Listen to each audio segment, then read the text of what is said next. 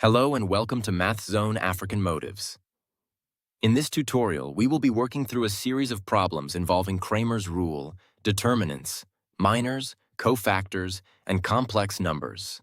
By the end of this video, you will be able to solve a system of linear equations using Cramer's rule, find the minor and cofactor of an element in a 3x3 matrix, and convert a complex number in rectangular form to polar form. Our first problem is question 5.1. The learning objective here is to be able to use Cramer's rule to solve a system of two linear equations with two variables. Question 5.1 asks us to use Cramer's rule to determine the value of x1 and x2 for the following system.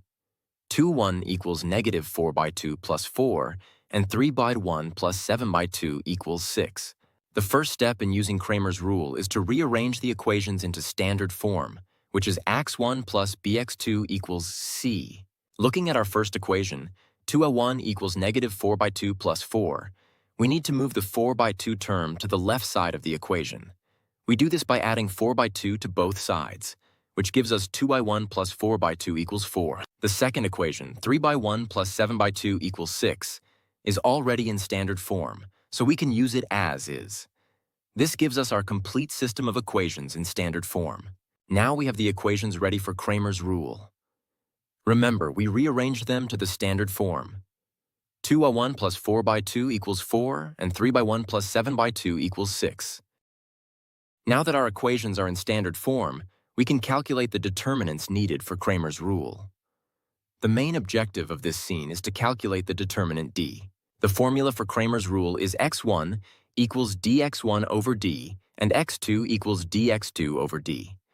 To use this, we first need to find the main determinant, d. The main determinant, d, is formed by taking the coefficients of the x1 and x2 variables from our equations. So it's the determinant of the matrix with the first column as 2 and 3, and the second column as 4 and 7. Let's plug in our numbers. D is the determinant of 2, 4 in the first row, and 3, 7 in the second row. To evaluate a 2 by 2 determinant, we multiply the numbers on the main diagonal and subtract the product of the numbers on the other diagonal. So we multiply 2 by 11, which gives 14. Then we subtract the product of 4 and 3, which is 12. D equals 14 minus 12, which is 2. Let's recap. We've calculated the main determinant d by using the coefficients of the variables. We found d to be 2. This value is crucial because we will divide by it later on. Our next objective is to calculate the determinant d sub x1. The determinant d sub x1 is used to find the value of x1. It is formed by taking the main determinant d and replacing the x1 coefficient column with the column of constant terms from our equations. Remember our standard system. 2(1) plus 4 by 2 equals 4, and 3 by 1 plus 7 by 2 equals 6. The column of constants is 4 and 6. So for d sub x1, we replace the first column of d with 4 and 6. The second column, the x2 coefficients, stays the same. D sub x1 is the determinant of 4, 4 in the first row, and 6, 7 in the second row. Now, let's evaluate this determinant using the same method as before. We multiply the main diagonal, 4 times 7, which gives 28. Then we subtract the product of the other diagonal, 4 times 6, which is 24. So d sub x1 equals 28 minus 24, which is 4. So we've successfully calculated d sub x1. It is the determinant of the system with the constants column replacing the x1 coefficient column, and its value is 4. We're making great progress. Our next objective is to calculate the determinant d sub x2. Similar to d sub x1, the determinant d sub x2 is formed by taking the main determinant d and replacing the x2 coefficient column with the column of constant terms. Let's review our main determinant d and our constants column. D was the determinant of 2, 4, 3, 7. Our constants were 4 and 6. To get d sub x2, we keep the first column of d, the x1 the coefficients 2 and 3, and replace the second column, the x2 coefficients, with our constants 4 and 6. So d sub x2 is the determinant of 2, 4 in the first row, and 3, 6 in the second row. Now let's evaluate this final determinant. We multiply the main diagonal 2 times 6, which gives 12. Then we subtract the product of the other diagonal, 4 times 3, which is also 12. So d sub x2 equals 12 minus 12, which is 0. So we have successfully found d sub x2. It's the determinant created by replacing the x2 coefficient column with the constants column, and its value is 0. We've done all the hard work. Now it's time for the final calculation. Our objective in this scene is to calculate the values of x1 and x2 using the determinants we've found. Let's list the determinants we calculated. We found d equals 2, d sub x1 equals 4, and d sub x2 equals 0. Now we'll use Cramer's rule to find the values of our variables. For x1, the formula is d sub x1 divided by d. Plugging in our values, we get 4 divided by 2, therefore x1 equals 2. For x2, the formula is d sub x2 divided by d. Plugging in our values, we get 0 divided by 2. Therefore, x2 equals 0. The memo confirms our answer. x1 is 2 and x2 is 0. We have successfully used Cramer's rule to solve the system of equations. Let's move on to the next problem. Question 5.2. The main objective here is to understand and calculate minors and cofactors in a 3x3 determinant. Question 5.2 gives us a 3x3 determinant, which we'll call D. D equals the determinant of the matrix 1, 5, 3, 7, negative 6, 4, and 9, 2, negative 3. The question asks for the minor and cofactor of the element 7. Let's first locate that element in the determinant. The element 7 is in the second row and the first column. In matrix notation, we'd refer to it as element A sub 2, 1. Our first sub-objective for this problem is to write down and evaluate the minor of element 7. A minor is a smaller determinant that we find by removing a specific row and column from the original determinant. The minor of element A sub I is denoted as M sub I j. To find the minor of element 7, which is M sub 201, we must remove the second row and the first column from our original determinant D. By removing the row and column containing 7, we are left with a 2x2 determinant. This determinant is 5, 3 in the first row, and 2, negative 3 in the second row. Now we need to evaluate this minor M sub 201. We calculate the determinant of the 2x2 matrix. We multiply the main diagonal, 5 times negative 3, which is negative 15.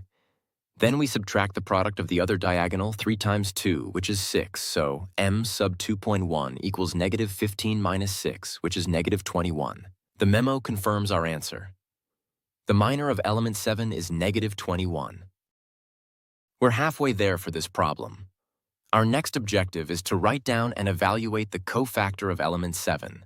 The cofactor of an element is closely related to its minor. The formula for the cofactor of an element A sub I, j is C sub I t, e.g. equals negative 1 raised to the power of I plus j, all multiplied by its minor M sub I, g. Let's repeat that. C sub I j equals negative 1 to the power of I plus j times M sub I j. The term negative 1 to the power of I plus j determines whether the cofactor is the same as the minor or its opposite. For element 7, we know it's in the second row, I or 2, and first column, j hoi 1. We also just calculated its minor M sub 2.1, which is negative 21. So we need to find C sub 2.1. The formula becomes negative 1 to the power of 2 plus 1 times negative 21. Let's simplify that. 2 plus 1 is 3. So we have negative 1 cubed times negative 21. Since 3 is an odd number, negative 1 cubed is negative 1. Therefore, C sub 2.1 equals negative 1 times negative 21, which is positive 21.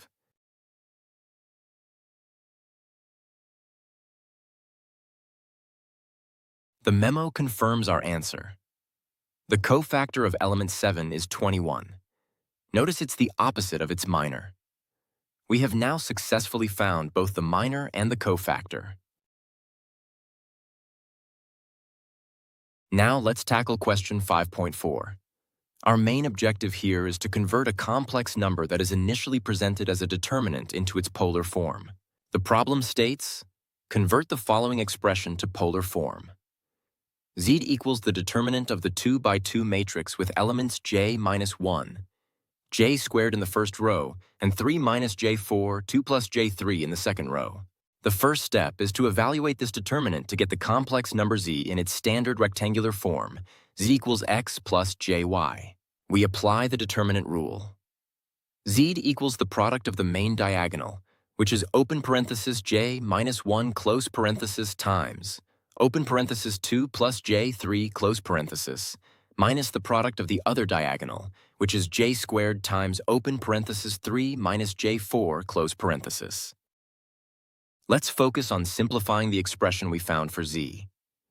The objective of this scene is to simplify the complex number z into its rectangular form. Our expression for z is the product of j1 and 2 plus j3 minus the product of j squared and 3j4. Let's simplify this step by step. First, recall that j squared is equal to -1. Let's work on the left-hand term first. We'll multiply the two binomials using the FOIL method. J times 2 is 2j. J times j3 is j squared 3. -1 times 2 is -2. And -1 times j3 is -j3. Now substitute j squared equals -1. The term j squared 3 becomes -3. So we have 2j minus 3 minus 2 minus 3j. Combining like terms gives us -5 minus j. Next, let's simplify the right-hand term.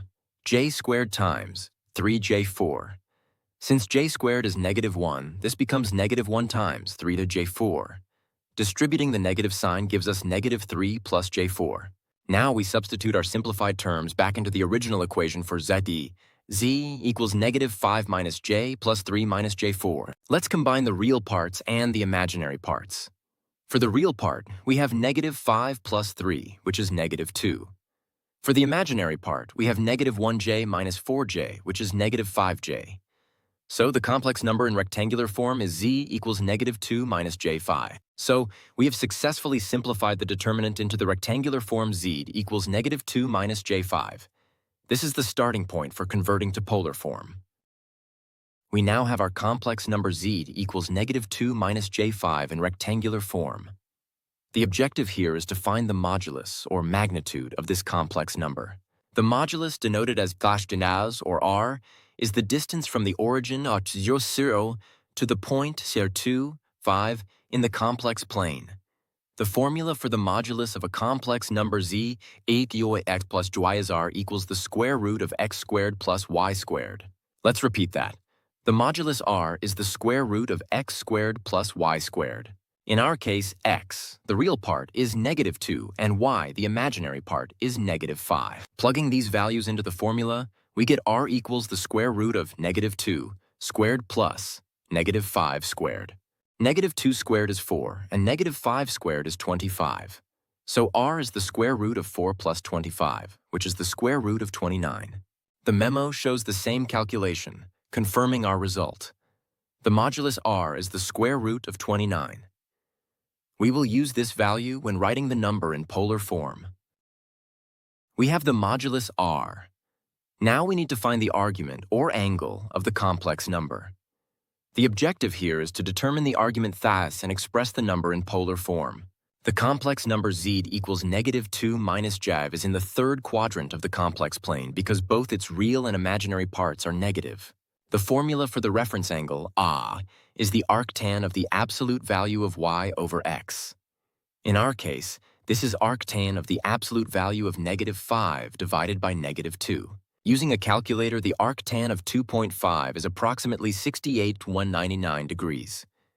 This is our reference angle, A. Now we need to find the actual argument, theta. Since our number is in the third quadrant, the argument is calculated as θ equals 180 degrees plus the reference angle. So θ equals 180 degrees plus 68,199 degrees, which gives us 248,199 degrees. This is the angle of our complex number, measured counterclockwise from the positive real axis. The memo confirms that the argument is 248,199 degrees. The calculation in the memo is correct. We have successfully found the modulus and the argument. Now it's time for the final step, writing our complex number in polar form. The objective is to convert the rectangular form into the polar form z equals r times the quantity cosine theta plus j sine theta. The general polar form for a complex number z is r times the quantity cosine theta plus j sine theta. We found r, the modulus, to be the square root of 29, and we found theta, the argument, to be 248/199 degrees. Now we simply substitute these values into our polar form equation. Our final answer is z equals the square root of 29 times the quantity cosine of 248.199 degrees plus j times the sine of 248.199 degrees. The memo confirms that this is the correct polar form. We have now completed all parts of the problem. Let's quickly recap what we've covered today. We started by understanding Cramer's rule and used it to solve a system of linear equations. We learned that to solve for x1 and x2, you calculate the determinants d, dx1, and dx2. Then you simply divide to find the variables. We found our solution was x1 equals 2 and x2 equals 0. Next, we delved into 3i3 determinants, focusing on minors and cofactors. We saw that a minor is a smaller determinant, found by removing a row and column. The cofactor then adjusts the minor based on its position, using the formula C sub I, ej equals -1 to the power of I plus j times m sub ij. Finally, we tackled complex numbers, converting from rectangular to polar form. We took a complex determinant, simplified it to the rectangular form z equals -2 minus j5. We then found its modulus r using the Pythagorean theorem, and its argument theta by considering its quadrant. This allowed us to write it in polar form. Excellent work today! We've systematically solved every part of question 5 from this Math Zone African Motives worksheet. Thank you for watching. Subscribe for more tutorials from Math Zone African Motives.